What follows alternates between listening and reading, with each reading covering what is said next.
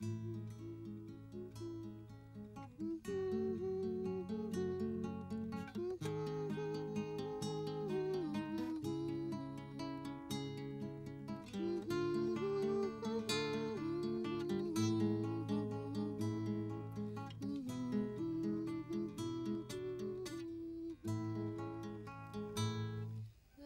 meqat ullumi tissimbarik arfun aappari la arfun aappa 7 1 2 3 4 5 6 7 så marlu tingasit tilliman arfun marlu тассам таакку уапуйуак калааллис киситсина qoyanaqa иллеққаамаик qoyanartumik illit ullumi аммартаккакку исингиннавит соомиун иппассаан таамаасиартут матук исертарфитигоалуарпун кисиан уа соол оқалуппалуттун тусаариарамнипи тунгаан сааллунгалу катаппа папортиккамма аммартакка илуанеерикалаллунгал катаппа папортиллути катаппа папортиккамма соолкикку таамаасиарамит илам такусақингериарам оқалуттуа ниссанну иттуулериарама соом уллум оқалуттуа аатсаагиннарм исерлунгал қалипаати гиссаарторуйуссуи суккасоруйуссууллут такусакка аллаангиивиккам ниссиаққа ха ниссиақ инуусаасар ниссиақ уллуммеэққа такусат уллуммеэр такусассаа оқалуусерилаариарти ниссиақ инуусаагиннартар уллумуумарлунгорнеруақ юлауффаапиим арфинингорнеруллуни тауммеэққа юлауффаапиим мингаанерс арфинингорниккут сусарпаммаа мамакуйуттортарп вера анаанамину оқалуппа соон уа мамакуйуссиниаққусаан аёртунга соон анингаасани тунинеқарн аёртунга уффаниуартарфи илуан мамакуйуссуан уликкаарту анаанаатал оқарфиисарлугу наммин пиумасантиусисассаати та илатаак анингааса нипписармат илани пингуақатиин усоралуги наммин писисиннаангиннам таамат уффатигоққа Kaptajn Goos am qimia pøs am mamakuyuttortarami tawa namminerlunnerisissaminni taaguivoq eqqaamui та qiluttarluni ia qiluttarp ilaatigu nuannаарpalunнани аатса эққуаангагу nuannaartum qiluttarluni ила taak piumasaa eqqaamami эққаамангилак такориартсигу qaami qaaniassava uapuigu uippa qanorma skippaskro rostensøm эққаамангила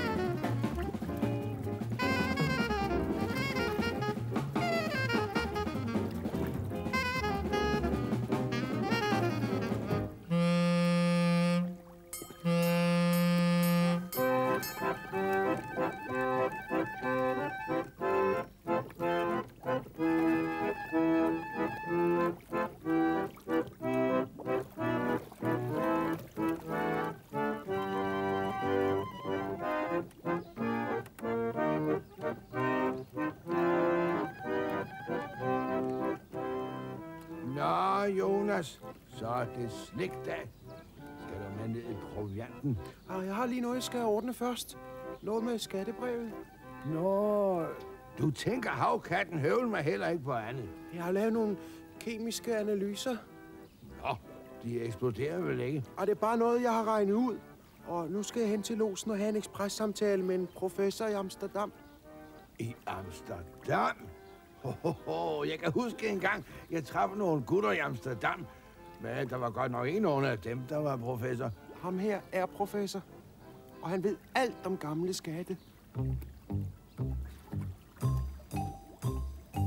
Jeg strømper uden fod, en tomat, ris og blod, og en gammel gulerod kan du få for en krone. Jeg strømper uden fod, en tomat, ris og blod, og en gammel gulerod kan du få for en krone. Hej! Jeg strømper uden fod, en tomat, ris og blod, og en gammel gulerod kan du få for en krone. Hele hestepære, gulerod, Amaranta drogen fyr 6-0, skrubber mellemstore 1/3, det er også den forurening. Adgang forbudt for tøser. Lad nu være, Mary. Jeg skal lige hen og have en ekspressamtale. Skal det være med eller uden birkes? Har du nu revet dine bukser igen? Førende AK 36.722 bliver som gående fjerne sin vogn. Farvel og god sigt skifter. Farvel.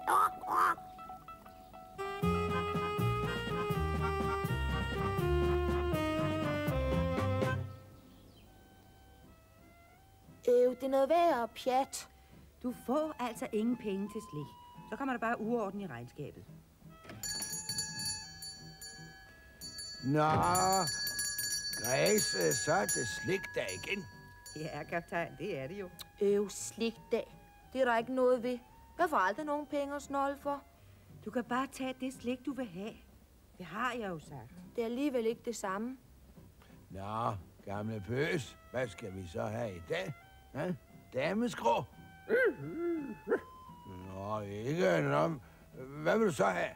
Det ved du jo godt. Pøs vil altid have det samme hver eneste evige slikdag. 2 kongen af Danmark, så et rusten sø. Jamen, Græs, nu har du mødt mig broderet mig og gjort hende ked af. Hun vil helst være lidt kostbar, så jeg skal luske det langsomt ud af hende. Nu er hun jo utilfreds, den gamle. Ja, det var jo ikke så godt. Kom her, Pøs. Nå, da, Pøs. Kom, sæt dasse. Så får du et spejderhavl af mig. Nu kan du spise det, mens kaptajnen gætter videre. Hvad er nu, du bedst kan lide, Pøs? Jeg tror, Biscayen buller med det er malbolger. Nej, jeg kan ikke huske det. Hvad kan du ikke huske, Markus? Hvad det er, Pøs bedst kan lide? Af slik? Okay, det er da kongen af Danmarks og rustne søn. Det må du da ikke sige, hvad? Så bliver Pøs bare sur, ikke? Ved du ikke, det er dit kæmpe store skvalderhoved? Så, Vera. Pas på, hvad du siger. Det var jo bare Knud, jeg sagde det til, ikke? Jeg sagde jo ikke, at du var et skvalderhoved før, vel? Hvor har du de andre matroser henne, min gut? Jeg har ingen makroner. Men måske skulle jeg købe nogen for mine snoldepenge. Gus sagde ikke makroner, han sagde matroser. Hvor er Kaja og Anton? Det er det, han mener, ikke? Kaja og Anton, de er ude på fyret. Skal de ikke snolde? Det er jo slikdag. Nej, for Anton har ravnet sine bukser. Det ved jeg da godt. Han river jo sine bukser hver eneste dag, ikke? Jo, det gør han. Ja, og nu har han ravnet alle sine bukser så mange gange, at de ikke kan lappes mere. Ja, det er tampen mig sand, Pøs. Vi glemmer helt dig. Hvad er det nu, du bedst kan lide? Salgbestiller? Så skal Anton vel have et par nye bukser. Nye bukser? Så river han jo også hul på dem, ikke? Han ligger i sengen, og mor og Kaja er ved at vende alle hans bukser om, så han kan bruge dem igen. Forresten, jeg vil gerne have 2 lakridskarameller. Og når jeg har spist dem, skal jeg have en is. Is? Splitte mine røjser. Det minder mig om en gang, vi lå underdrejet under Sydpolen. Jeg var selv tørnet ind, og min anden styrmand, han havde hundevagten. Hundevagten? Skulle han passe på Pøs? Nej, hundevagten, det er, når man skal holde udkig om natten. Om natten? Men der er det jo mørkt, ikke? Jo, men når man har hundevagten, så skal man tampen torden med holde udkig alligevel. Særligt, når man sejler under Sydpolen, og der er smæk fyldt med isbjerg. Nå, bedst som jeg ligger og sover, så bliver jeg vækket af sirenen. Altså, hvor er du god til at fortælle, kaptajn. Det var grangiveligt, som om jeg kunne høre den sirene. Nå, jeg bliver altså vækket af sirenen. Og før jeg kan nå at tælle til 5, er vi løbet på et isbjerg. Der lyder et kæmpe... Du godeste. Var det et isbjerg? Vel var der ej, vel? Det var selvfølgelig fiskerbussen, ikke? Hvis den landkrabbe igen har været Gertrud, så skal jeg splitte mine røjser. Jamen, det har han ikke. For fiskebussen er sejlet med færgen for længe siden. Ja, det er rigtigt nok. Men hvad var det så? Jeg går ud og kigger efter.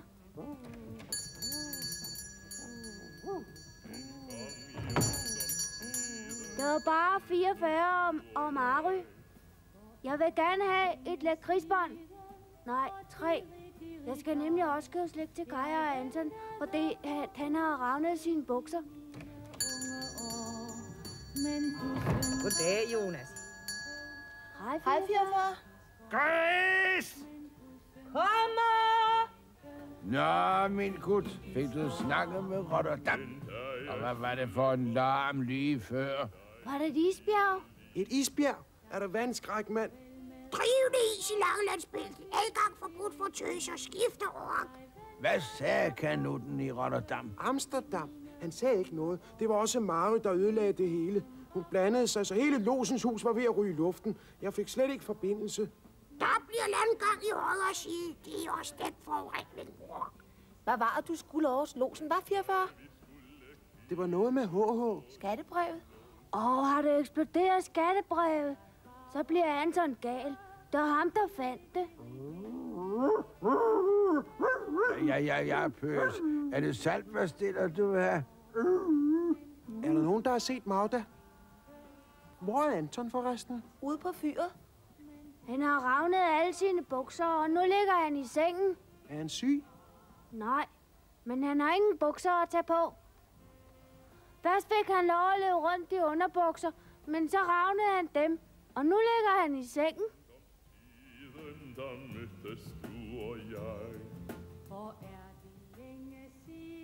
Kommer han så slet ikke ind og snoller i dag? Nej, jeg skal købe slik både til Anton og til Kaja. Jeg vil gerne have 11 saltpastiller. Og jeg skal lige have en pose dameskrå. Skal det være med eller uden birkes? Og husk at selvafrydning. Skifter. Nå, gamle Pøs. Vil du også have en pose dameskrå? Græs! Kommer! Hvad har du købt til Anton? Saltpastiller? Saltpastiller? Anton kan overhovedet ikke fordrage saltpastiller. Når du kommer hjem med saltpastiller, så kan du tro, du får nogen på skrinet. Skrig ned spækket med storulens ost. Skrig ned spækket med storulens ost. Skrig ned spækket med storulens ost. Skrig ned spækket med storulens ost. Det er slet ikke sikkert, der står ost. Måske skal der stå noget andet. Ja, måske kernemælk. Det er jo noget helt andet, ikke? Det skal være noget, der rimer på ost. Ansigtet vendt mod den vaklende post måske. Eller most. Eller... Se der! Ansigtet vendt mod den vaklende kost. Det er her, skatten ligger gemt her. En skat? Her i butikken? Er du vandskræk? Splitte mine røjser! Jeg tror, Jonas er på sporet. Den kendte sørøver Havbart Havskum gemte altid sine skatte i butikker, i skufferne. Så er det omme bag disken. Det er kun min mor og mig, der må gå om bag disken, ikke? Men så skynd dig om, mand. Hvor mange skuffer er der? 3. Det passer på en prik med skattebrevet. Prøv at tælle dem fra oven. 1, 2, 3. Og træk den nederste ud. Er der noget i den? Ja, værsgo. Tak. Nå. Så prøv at tælle fra neden. 1, 2, 3. Og træk den øverste ud. Er der noget i den? Ja. Værsgo. Tak. Nå. Der må være noget galt med skattekortet, altså. Det er selvfølgelig den midterste skuffe. Prøv den midterste, Vera. Er der noget, Dan? Ja. Værsgo.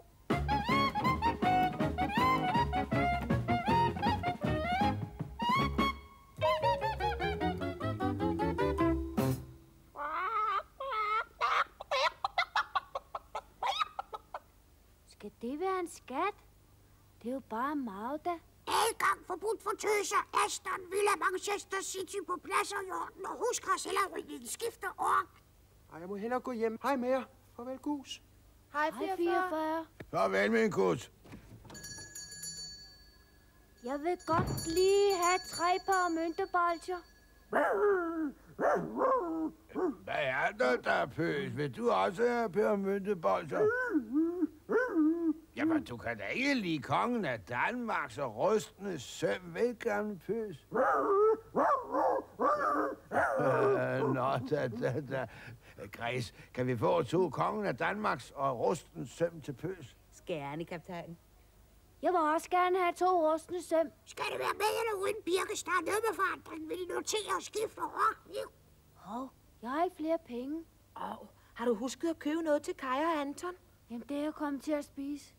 Mand, hvor får du tæv, når du kommer hjem uden slik? Adgang forbudt for rustne søm. Skifter ork. Du har godt sove her i nat. Er du vandskræk, mand? Nå, men jeg tør ikke komme hjem til fyret uden slik til Kaja og Anton. Splitte mine røg, så ved du, hvad vi gør, min gut. Nu går vi 2 hjem til mig, og så får du en stor pose af mine bedste skrå til kanutterne ude på fyret. Dem ved jeg, de kan lide. Kom så, gamle Pøs. Farvel. Det er okay. Hej, Vera. Hej. Farvel, kaptajn.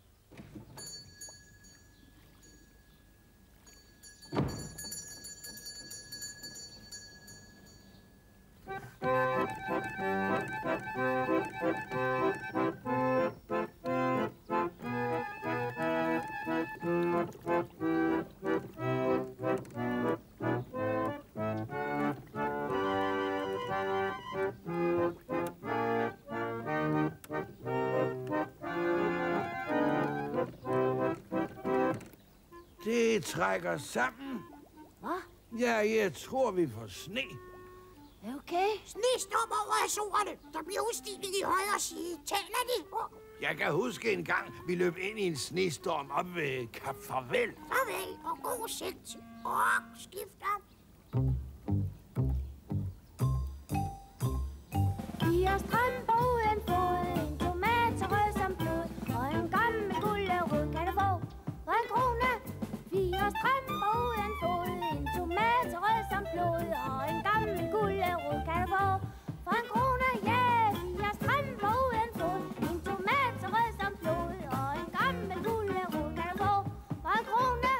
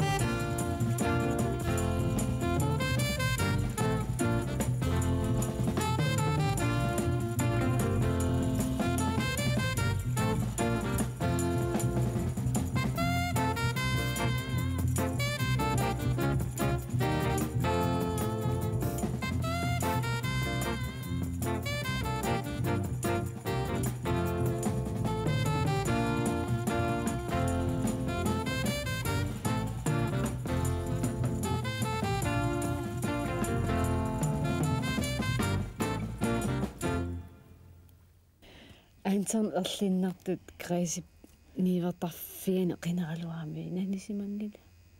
Maatal kisim manni kisim nassaariuaannerlu. Amusart iluan alla. Pikkoissimaqaataan kukku imanamin amoriarlu. Illimana. Qoyanaqaam aam kaptajn Goose mamakuyuuteqarmat. Taa Anton Kyle mamarisati pisinnaangussama. Tas taakkum naaralaartitivimmiginnaam ullu. Antoniu qarlissaarukkami. Tama kai ikiukkamaam angajoqqaan ikiorami.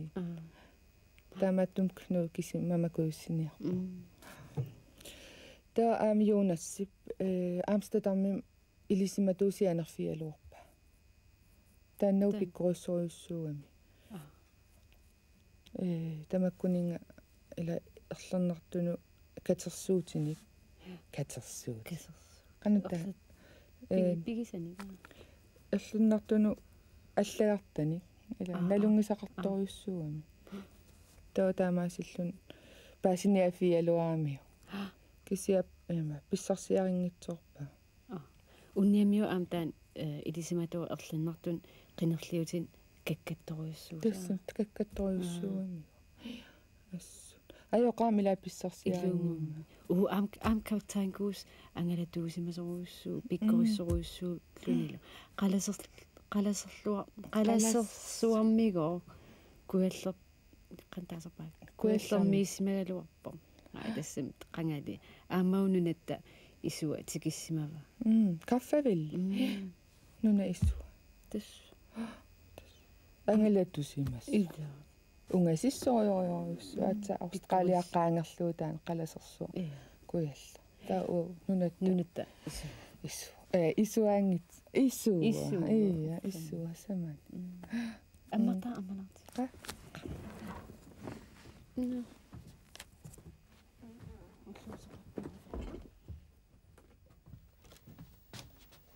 Nej. Imallamiasi. Nanaruuti. Nuguliirikkam nanaruuti. Imallatussanaruuti. Suftaantu pinneqaarma. Ammarta imaqartassusi.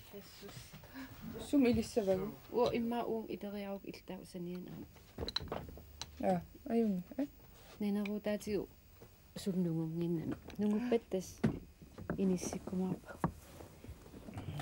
Inusaasiunaasi tasaamaan tusammaariorlutit pipput. Ila illaan pisiniuppat ippas. Ippas oqarpuummaa pisiniutissalluuta. Ua aipisiak. Iya, anaanu kammiut. Ulu. Taaval kaagiliutissa. Naa kammiut. Kammiutaakkussaan. Taama ulu. Naa ulu. Ulu kussaan. Allaangaip uluvis. Uluimmi. Atorsinnaarsuit. Taam kaagiliulerun atuassaa. Juullim kaagiliulerun atuassa. Aam pisniarpunga. Inteleeqqap. Pissaani. Orpilia immaasanalernikku. Amana. Uttuutissa. Naqantaaserpaa. Narlurissaa immaasa. Ilisiviliulerun taa una. Qitorpianiittussaaga. Taava qingeria. Qinneria. Ukuasuuppat. Vinkili. Pussu. Ida. Juullimtas ulapissa. Näitäs. Inusaati ulapitsissava. Ulapitsissava. Sanasuusaartissava. Sanasuusaartis. Suliussagaluarpi. Kaageraliussagaluarputit naqittaatus. Tässä. Imma orpiliassarpsanassagaluarpa.